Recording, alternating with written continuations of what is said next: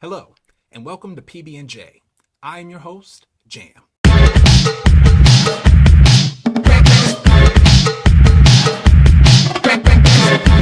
We are here back again with Student Spotlight with our student scholar, Maria. Maria, what? Hey, what's up? Where'd you go? Where'd you come from? Underneath the desk. Oh, underneath the desk. Maria is back with us today. Now, Maria, why you are a first year PhD student over at the School of Theater, but you started off in dance. So I got to ask you, what are your research interests? Okay, so I'm really interested in intersecting practices of dance and theater. I'm also really interested in striptease and neo-burlesque and burlesque, and how that has the ability to destabilize social norms or enact social transformation, or maybe even, who knows, political change. So those are my research interests, kind of like in a nutshell. Yeah, sure. Yeah, I also, I perform burlesque too. I have a burlesque persona. Her name is Lavina Tees. Where is she? Is she not here with us today? A little bit of Lavina right there. Okay, all right.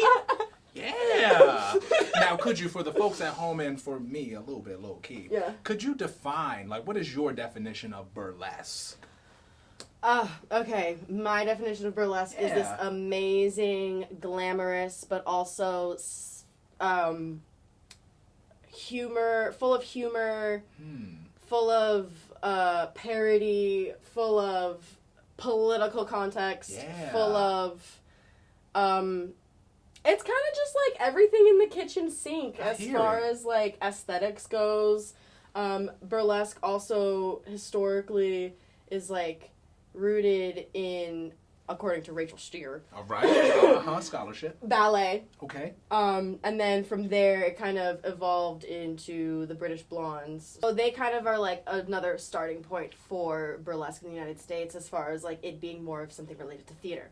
Got it. So together, my thing, I think that burlesque is dancing, singing, acting. It is also comedy. It is making fun of social norms. It is, thank you for that rundown. Because, just what I traditionally know about burlesque is a lot of the bump and grind. But now, considering that it's also comedy, I can see myself doing a little burlesque. Oh, do I gotta take my clothes off? There's boylesque, there's horrorlesque, there's nerdlesque. You could do all types of burlesque. It's a burlesque for everybody out there. That's what it sounds like. Yeah, it celebrates diversity and...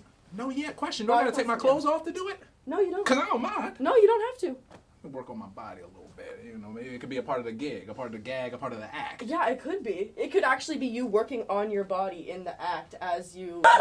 Don't give me no ideas. Now, you mentioned very briefly that dance movement burlesque has the potential to have a political discourse. Yeah. In your personal experience, where have you seen that historically and through your actual experience in the field? Oh, in the field, 926 Bar and Gallery. I'm actually writing my research proposal for Research and Bib on this. Do you mind sharing a little bit about that? Yeah. So 926 Bar and Gallery is a queer bar and nightclub where they have comedy, they have musical performances, they have burlesque, they have draglesque, they have horror, all of this. They have lots of burlesque. They have a lot of stuff there. I hear it. It's awesome. I'll check it out. And, so I'm using that kind of as a site but I want to look at the performers' experiences of the broader socio-political context in Tallahassee, right? Because there has been last year a bunch of legislation passed, like HB 1557, SB 254. What does this legislation entail? It's anti-LGBTQ plus legislation. So part of it is this DeSantis' Don't Say Gay campaign, where now actually, the legislation has passed, and so it prohibits students and teachers from having discourse or, it prohibits course content regarding sexual identity, sexual orientation, gender identity. And if we take all of that out... then who gets left out? you know? I hear it. So Oh, what yeah. I'm looking at is how the language is framed. Sex is actually framed as the sex is the male-female binary. That is literally how they're defining it. They use, in the legislation. Yeah, they say male, female, human body characteristics. Or human body organizations, I think is actually the words. So, we're not including queer people in this. And I think it's in an effort to erase their culture. Come on. I mean, the marginalization, it's the same old. Yeah, But I am reading these bills that they're putting out, and I'm also like asking queer performance artists how they're like working through these complex like socio-political processes, like how they're making art about it, or how it influences their art, or how these policies influence their art, or how this art influences the policies as well. So all of that in there, but I'm focusing it on Tallahassee, and I'm focusing my research on my broader research when we get to the dissertation. Come on. Will be about burlesque, neo-burlesque in Florida, and queer performance art in Florida. Come on, right? Thank you for that rundown. Come on, that is some student scholarship right there. And again, right Always on the practicing. spot. I want to say, Maria, thank you so much. Because when I first got here, back in, I believe like the first week was August or so, I remember sitting in orientation, and you were just a beacon of light for me. I had just gotten to Tallahassee, probably 10 hours before even coming into that classroom. But you were a beacon of light for me. I remember you ran down exactly what it is that was going on as far as the political scope in Tallahassee. I said, well, we're in the capital city after all, and you always stayed true to your research interests, like burlesque, and how that is having a discourse with not only our bodies, our physical bodies, but the social sphere around us. The social and political body. The social and political body. Come on, you better look out for Maria White. Y'all better look out for Maria White. Okay, Maria. Yeah. Before you go, you inspired me, okay? Because I want to get into Contact Improv. Yeah. Where do I start? You start right here. So I'm done? In this room. All right, that was easy. All right, so thank you so much. Wait, no. That doesn't sound like it. I want to embody. You know what I mean? Yeah, I want to so get we into start it. now. Are you ready? I'm ready. I'm ready. Y'all ready? It's called the finger dance. One finger One finger. touching my finger. Okay. Or two fingers touching each other, right? And the idea with Contact Improv is to listen, really listen and tune into your partner, to the person that you can sense and feel and touch on your skin. And through this, it's a dance, right? But you're trying to not let go of each other, or you're trying to keep or stay in contact. Geez, the words. Try to stay in contact. Now, usually it's taught with eyes closed. So, and now we go. And now we go. And we're in it. And we don't talk? Exactly. Yeah, we don't talk. It's usually nonverbal. Yeah. So really try to.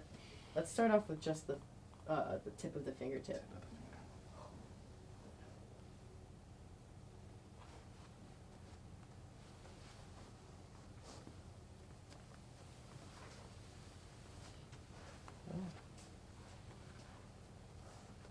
Really listening to where each other are going. Mm-hmm. You don't really know Mm-mm. where one will go. Who will lead? Who will follow? Exactly. But, yeah, we're doing it. Contact Improving. Somebody call Broadway. No, but in all seriousness, even you describing earlier how you warmed up the students every day and describing the anatomical points. Yeah. Oh man, that got me right in my body immediately. I'm just wanting to try to. It's all good. It's all good. Yeah, all good. Just get back into it. It's like a life lesson, Like, when the thing that you don't want to happen happens. How do you keep going? How do you keep going, Maria? How do you keep going? You just jump back into it. It never really stops, Life doesn't stop. Life does not stop. Life is always moving. Your cells are always moving and breathing. Did you know my old Professor Tiffany Ryder, friend, mentor, labels, Yeah. she told me that all your cells know which way is down. Just like every single cell knows which way is down.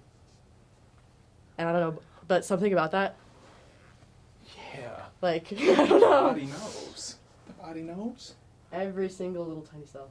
Are your eyes closed? Yeah, my eyes have been closed this whole time. Nice. Are yours? I kind of like, lifted them a little bit. Okay. But yeah, I can keep going for forever, but Oh, man. I'm ready when you are. Okay, question. How do we end? It's up to us.